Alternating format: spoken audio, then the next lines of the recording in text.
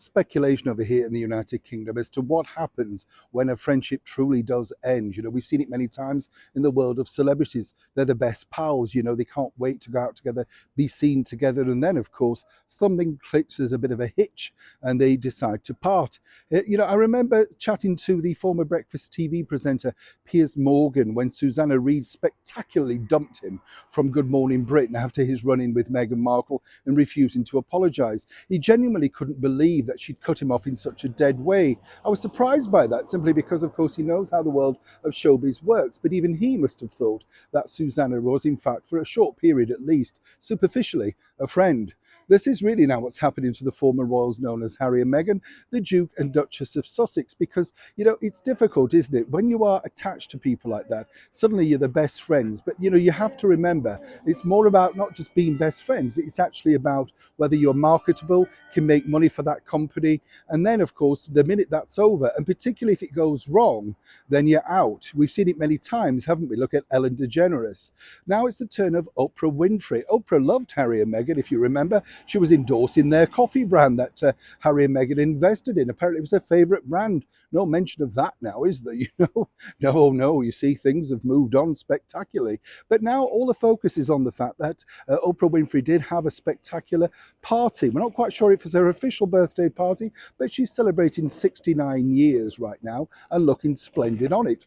Of course, all eyes focused on the fact that who was on the guest list. And when you think, there weren't really any spectacular superstars there. A lot of reality TV people like the Kardashians. Nothing wrong with them. They're super wealthy, made a lot of money, and kept their profile up. That's seemingly exactly who Meghan and Harry are trying to copy in some form with their docuseries for Netflix. So why were they missing from that particular party? Well, the official line is that they had another engagement. Yes, we heard about those engagements, didn't we, when they went for that Ripple of Hope award, and they were kind of thrilled to get out for a night out because they said having two young children meant they didn't have many date nights. So that really doesn't cut much ice. Given the fact it was more or less down the road, what was the problem going? According to a very good source, very close to Harpo Productions, that is the production team that makes Oprah Winfrey's TV work, they told me simply this, that, they were never the closest of friends. Take notice of this line, Harry and Meghan. They were never the closest of friends. They simply were working colleagues, working on a couple of projects that they both thought about passionately. And of course, they invite people independently to personal parties, events, etc.